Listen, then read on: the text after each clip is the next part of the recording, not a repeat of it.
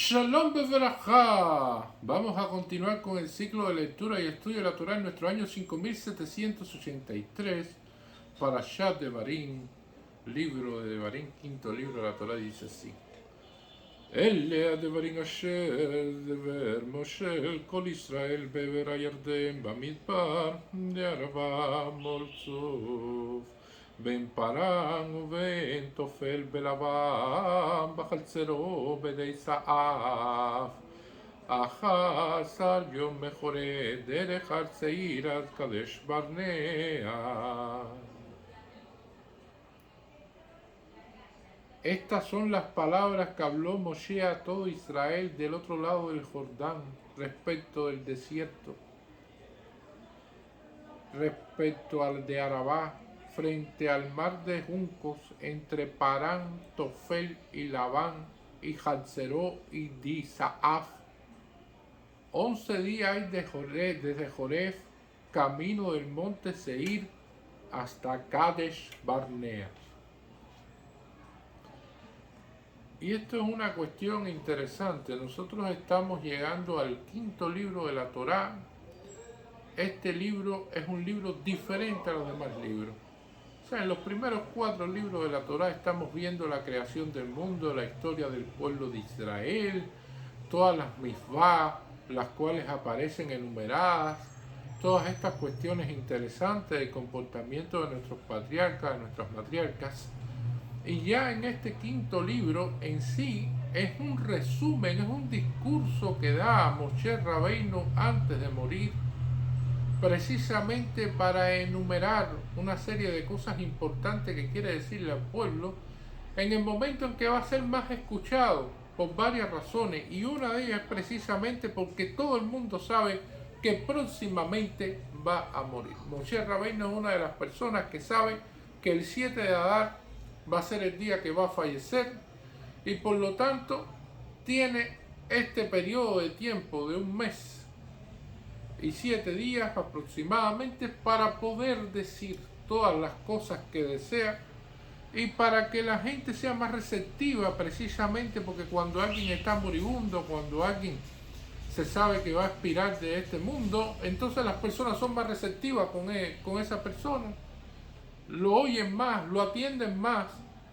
Y entonces en esa ocasión Moshe cree que es el momento justo para recordar y sobre todo para poder incidir sobre una serie de cuestiones que había hecho el pueblo de Israel, que había pecado. Y eso es muy complicado, porque una de las cuestiones más difíciles que siempre hemos dicho es regañar a una persona. Imagínense regañar a un pueblo. Es muy complicado. Generalmente cuando usted va a regañar a alguien, lo que obtiene es todo lo contrario. Lo que le van a decir es: ¿quién es este para regañarme a mí? Y entonces va a enumerar de los defectos de la otra persona. Entonces esto es una cuestión compleja, precisamente cómo hacerlo. Y de ahí es que lo hace de una manera solapada, de una manera enmascarada. Y por eso se van a emplear términos que parecen lugares pero que no lo son. Son hechos históricos solapados en palabras específicas. Y estas son las palabras que habló Moshe para todo Israel al otro lado del Jordán, respecto del desierto, respecto de Arabá, frente al mar de junco entre Parán, Tofel, Labán, Hatzeró y Disaaf. Cuando usted trata de encontrar dónde se encuentra Disaaf, por ejemplo, en el mapa, en la geografía de aquella época, en la antigüedad, no lo va a encontrar. No existe un lugar que se llame Disaaf. Saaf es oro. Y precisamente Disaaf lo que significa es bastante oro. ¿A qué hace referencia específicamente esto? Al pecado del becerro de oro. Porque así como el pueblo de Israel salió bendecido de Egipto, que fue lleno en sus manos de oro, y cuando una persona tiene abundantes riquezas, puede escoger varios caminos, y precisamente el camino que escogió en ese momento fue hacer un becerro de oro en el segundo en que ya no vieron a Moshe, que tuvieron un error de cálculo de cuándo debía descender Moshe con las tablas de la ley. Y entonces a partir de ahí, debido a que el oro proporciona seguridad, proporciona riqueza, proporciona precisamente esta cuestión de orgullo, porque no hay personas más orgullosas generalmente que las personas que tienen dinero, los cuales se manifiestan a partir de su forma de ser, de sentir, de actuar a partir de lo que tienen. Y entonces eso hizo que evidentemente el pueblo de Israel le fuera muy fácil realizar todas las donaciones necesarias para hacer el Jeta Egel, el becerro de oro. Por eso en hebreo se dice Aegel al Zahav, o sea, el becerro de oro, pero Dizahav significa bastante oro, y como esto está solapado, le dicen, porque tuvieron mucho oro, porque tuvieron bastante oro, hicieron el becerro. Si el oro hubiera sido una cuestión de que no hay tanto, no se repartió tanto cuando salieron de Egipto, una cuestión escasa, la gente no da lo que tiene, para eso específicamente. Entonces, lo que se vio es de que el pueblo de Israel había salido rico de Egipto, y entonces acometió esto, y esto es un problema grande para el pueblo de Israel y para las personas que alcanzan un nivel de, se puede decir, un poderío material, una estabilidad económica importante, porque muchas veces lo que hace es desviarlo del camino de la Mifó hacia otros caminos. Shalom Bar Minan, pero sucede. Y más ahora con las tendencias que existen y que los goyim ejercen una influencia en el mundo tan grande, de que marcan lo que se debe hacer si tienes dinero. Y lo que si no haces teniendo dinero, lo cual te convierte en una persona que no está siguiendo una línea, que no está siguiendo un paradigma, que no está siguiendo lo que deben seguir. Y esto es una cuestión bastante compleja. Más que todo viene canalizado por las redes sociales, por el internet, por la televisión, por todos lados. Te dicen, no, esto es el símbolo de una persona que tiene dinero triunfadora, que hizo esto, viajó aquí, llegó allá, hizo aquello, hizo lo otro. Y al final todas esas cosas, ninguna está prácticamente referida dentro de la halajá judía de lo que se puede o se debe hacer. Prácticamente, si usted fue bendecido con riqueza, lo que tiene que hacer es tikkun olam, lo que tienes que hacer es apoyar a los demás, apoyar a cada uno del pueblo de Israel y en todo lo que pueda hacer por su familia, por su comunidad, por su país, por el pueblo de Israel que vive en Israel y después por las demás naciones, en ese orden. Y entonces eso es lo que debe hacer una persona, ¿no? Para que la familia progrese, para que su comunidad progrese, para que su ciudad progrese, para que su país progrese, para que Israel progrese, para que el pueblo de Israel progrese.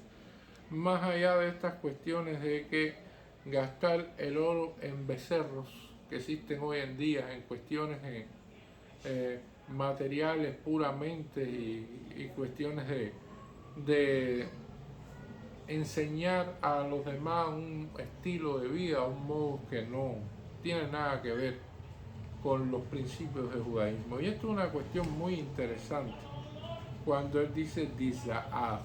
Esta es una generación que no cometió directamente este pecado, y esto es importante decirlo. Ya la generación que había cometido este pecado falleció en el desierto, ya han pasado los 40 años. Sin embargo, esta generación se cree tan responsable como aquella generación que falleció. Y esto es una cuestión muy importante dentro del judaísmo. Nosotros somos responsables por lo que hicieron nuestros padres y por lo que hicieron nuestros abuelos. Los goyim tienen una manera completamente distinta de entender las cosas y de definirlas.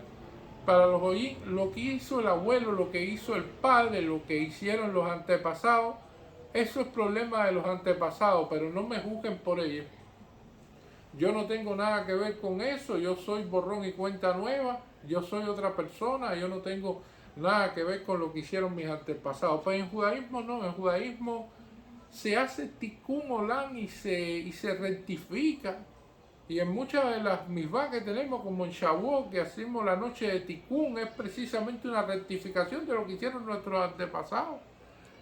Y ahora precisamente en este periodo que estamos en Ben Hametzarim, que no se permiten las fiestas, que no se permiten los bailes, que no se permite la música, que no se permiten ciertas actividades desde el punto de vista recreativo, porque precisamente estamos en el periodo en que se hizo el becerro de oro y fueron rotas las tablas de la ley, y en el cual se dio el falso testimonio de los espías. Eso está entre 17 de Tammuz y 9 de Av. Entonces nosotros también estamos pendientes a lo que hicieron nuestros antepasados. Estamos recordando lo que hicieron y estamos precisamente en un periodo donde los problemas surgen de una manera más sencilla que en otros periodos. Y es por eso que viene Moshe a hablar estas cuestiones aquí, dice Av. Pero el otro término que emplea es Hatzerot. Hatzerot se refiere a patio. ¿De qué tiene que ver esto de los patios? Hatzerot. Tampoco es un lugar que vamos a encontrar en la geografía de lo que deambuló por el desierto del pueblo de Israel en los mapas de aquella época. Hatzerot significa la rebelión de Korah. Cuando Korah, a partir no dentro de, se puede decir, del Mishkan o del atrio del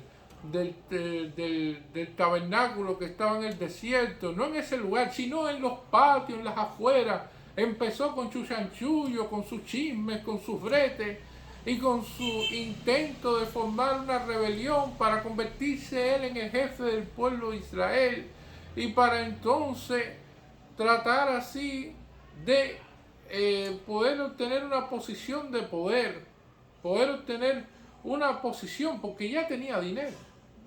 Y entonces cuando ocurre todas estas cosas que ocurren, los chanchullos, los bretes y todo esto, aparecen precisamente fuera de los lugares, en esos patios, fuera de los lugares donde se habita la Shejinah.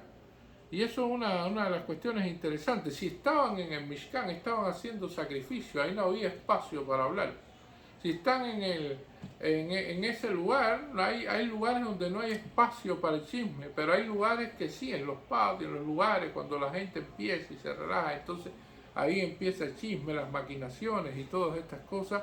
Y fue Hatzerot, nos va a recordar precisamente a Korah, cuando empezó hablando de los diezmos y de todas las cosas y cómo el nepotismo supuestamente entre Moshe y Aarón y su familia y todas estas cuestiones, y era una decisión de Hashem en todo momento. Por lo tanto, de nuevo se vuelve a tocar aquí este tema.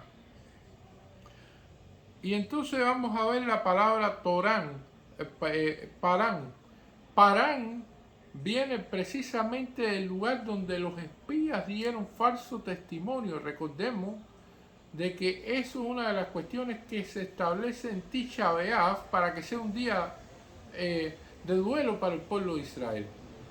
En Parán fue donde los espías expusieron por primera vez un testimonio en el cual, basado en mentiras, en calumnias a la tierra de Israel, diciendo que era inconquistable, que nos iban a aplastar, que no podíamos tenerla, y toda una serie de cuestiones en las cuales estos espías, exceptuando a Caleb ben Yefuné y Yoshua ben Nun, ellos entonces decidieron decirle así al pueblo, y el pueblo se empezó a congojar, empezaron a llorar y empezaron a lamentarse de las cosas y las desgracias que vendrían sobre ellos, como que si hubieran llegado allí precisamente y que no tendrían ningún futuro. Y esto es una de las cuestiones interesantes. El pueblo de Israel sabía perfectamente de que Hashem lo iba a sostener y que iban a conquistar esa tierra, lo que todo el mundo en ese sentido, y no nos gusta generalizar, pero en la mayoría, lo que quería era seguir viviendo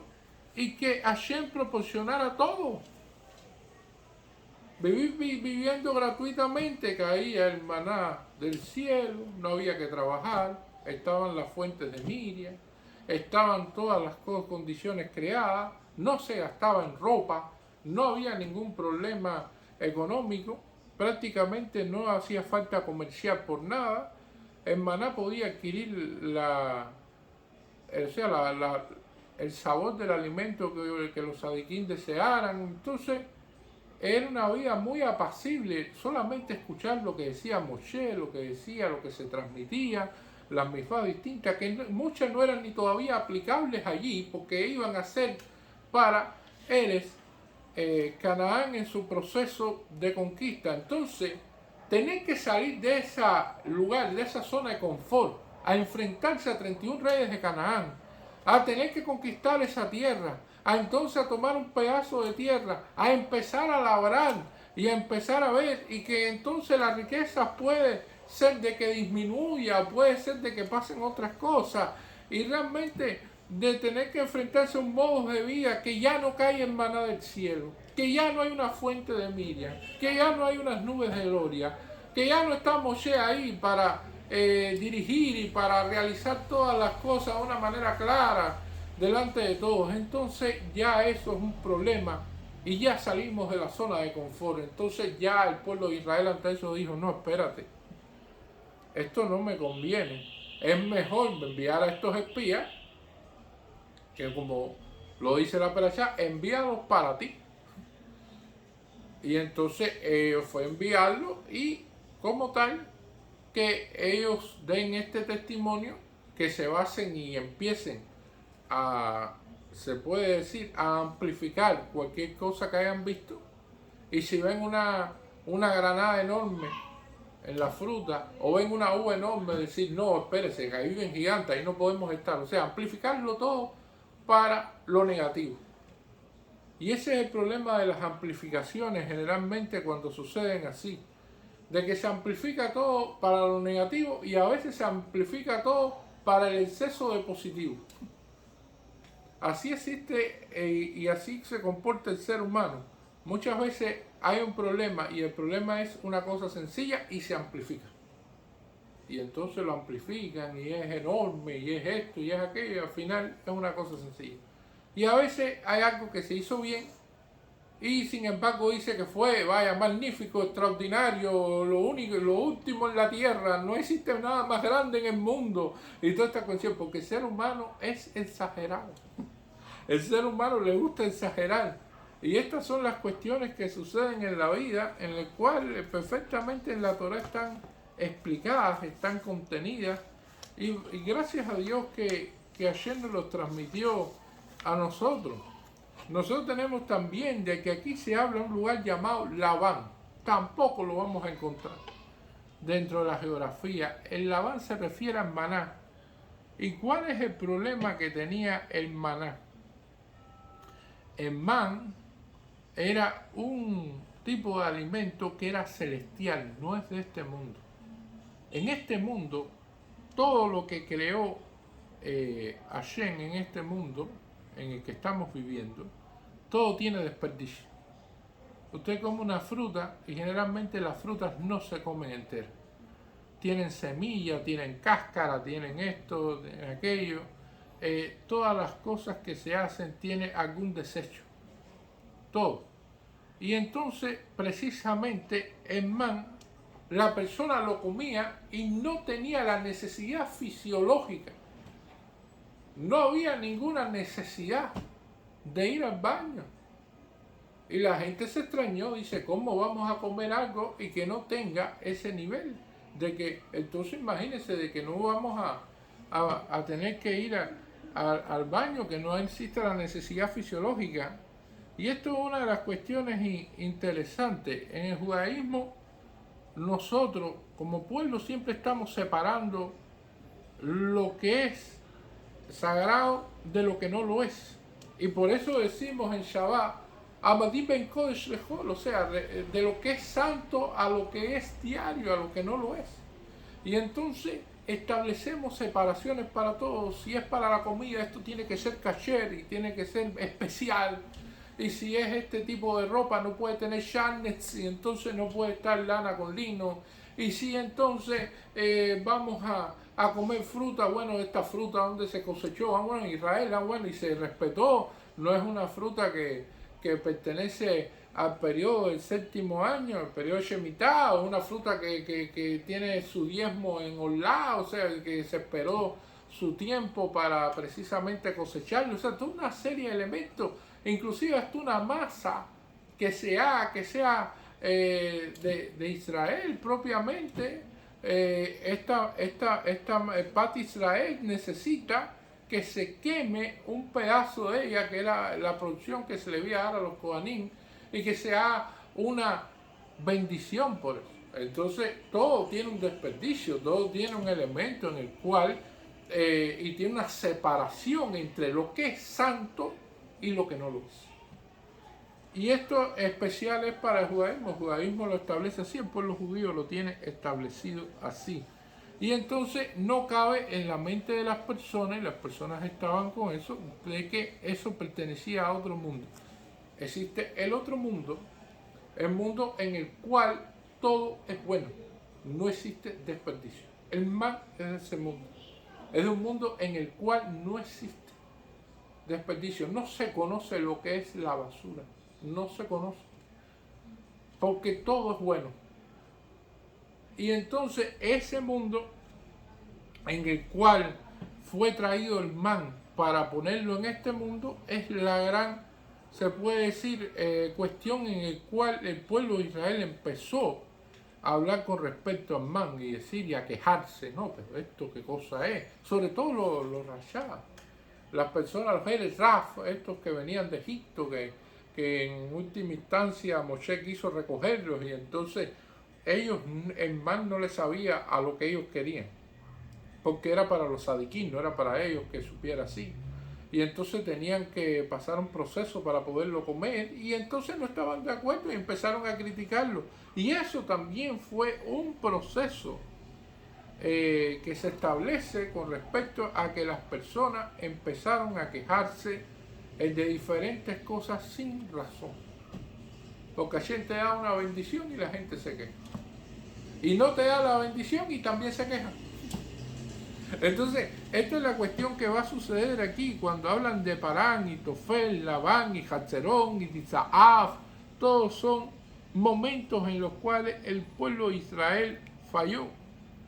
El Keli Yakar establece sobre esta cuestión de que aquí están recogidos, y no es una casualidad que se lea en este periodo, cuestiones que suceden desde el 19 de Tamuz hasta Tisha B'Av, en este periodo que estamos Ben Ametzarim, 3 semanas de duelo, en el cual se establece precisamente la cuestión desde el 17 de Tamuz, que tiene que ver con Disaav, del pecado del becerro de oro y la rotura de las tablas de la ley, hasta Parán, que tiene que ver específicamente con el testimonio de los falsos espías, que hizo que el pueblo de Israel muriera generación por generación en Tisha B'Av.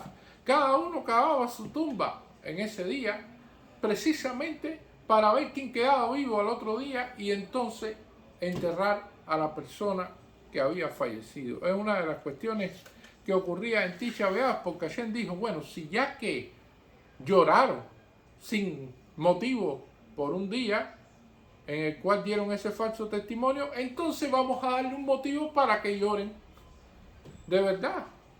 Y eso fue el primer Tisha B'Av. Después, todas las desgracias que ocurrieron ahí, la destrucción del primer templo, la destrucción del segundo templo, o sea, un día que está marcado por grandes tragedias para el pueblo de Israel.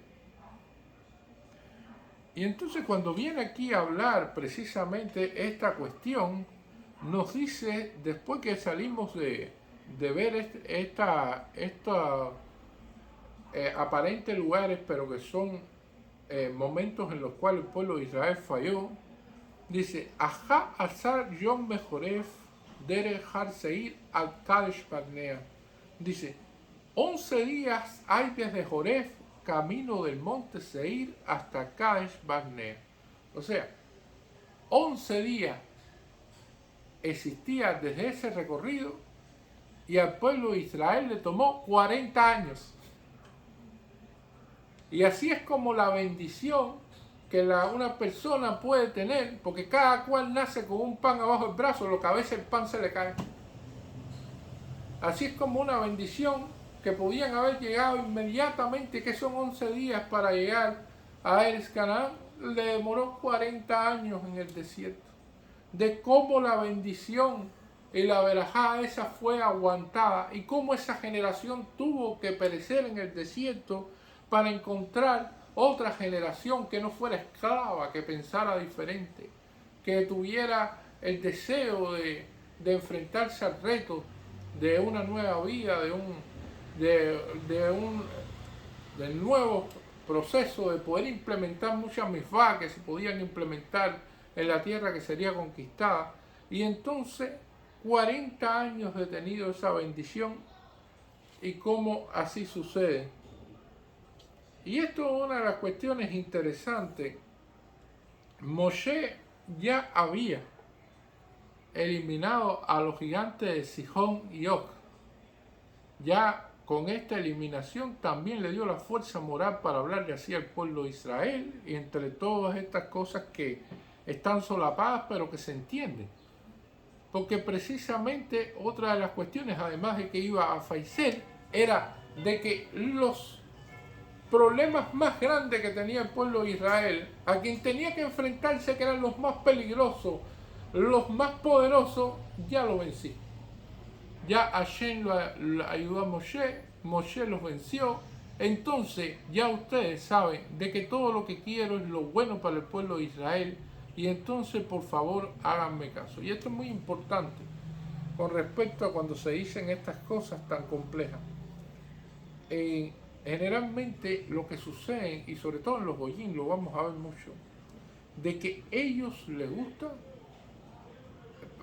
llamar la atención a las personas en el momento que están en el problema. El momento que la persona está en el problema no es para llamarle la atención, es para ayudar a la persona. Y después que lo ayuda, después que lo saca del problema, después que llega en el momento de la calma, en ese momento de que se devuelve la ecuanimidad, se puede decir, que se sale del problema, es cuando se llama la atención. Es cuando se dice en el momento de calma, y que la persona puede ser receptiva, precisamente porque ya no está en el problema, ya el problema se resolvió. Pero querer en el momento, y como le gustan decir a los oyentes también, hacer leña del árbol caído, o sea, en el momento que ocurre la situación, y entonces a esa hora regañar, no va a obtener nada bueno, todo lo contrario. La persona va a tratar de defenderse y decir, ¿quién es este para venir ahora a decirme a mí? Pero la persona va a ser más receptiva en el momento que usted lo ayuda, que sale de la situación, y entonces ya después va a decir, bueno, sí, me ayudó, mira, ya salimos de esto, y es verdad, tengo que pensar lo que él dice, porque no todas las personas pueden comprender todas las cosas al mismo tiempo. La gente cree que los demás pueden tener las mismas habilidades que poseen unos u otros, y piensan que los demás piensan como mismo piensa la persona, y no es así. Cada cual piensa de una manera diferente, cada cual tiene un pensamiento inclusive paralelo, y entonces debido a eso no todas las personas pueden tampoco entender generalmente cuando se le llama la atención por algo y tomar la decisión y enseguida decir, sí, usted ya comprendí todo lo que me dijiste. No, eso lleva tiempo. Y a veces no te llegan a comprender. Pero ya existe, si resolvió el problema, si ya lo sacaste de ahí, existe un respeto de fondo, que generalmente está presente. Y eso es importante. Esto lo hace Moshe allí. Moshe trata de encaminar porque desea lo mejor para el pueblo de Israel. Y Moshe en todo momento se comporta como un líder magnífico, porque hace precisamente en un momento en que sabe que no va a entrar a la tierra prometida, en que saben que ya va a ocurrir su deceso, de que en definitiva él no va a estar ahí. En todo momento está tratando de guiar al pueblo de Israel, está viendo cada uno de los lugares donde fallaron, estaba analizando cada uno de estos hechos con generaciones posteriores a estos hechos, para que se conozca, para que se recuerde, para que no se vuelva a repetir el error, porque lo más importante que puede hacer una persona es aprender de los errores de los demás y así tratar de no cometer errores. Porque si usted ve que una persona se cae en un hueco que pasó por ahí, entonces tenga cuidado usted, no repita lo mismo para que no se caiga usted en el mismo hueco. Y es lo más lógico, es lo que hace la gente inteligente.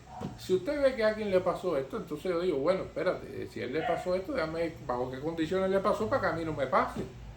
Porque generalmente eso es lo que debe hacer, no tratar de tener la experiencia de caer en hueco, que es como hacen muchos, y en definitivamente obtener se puede decir, Hasbashalom, dominar los problemas que le va a traer esa caída. Y esto es una de las cuestiones interesantes que hace Moshe con el pueblo de Israel, con su amor hacia él, para que precisamente se mantenga por el buen camino. Muchas gracias.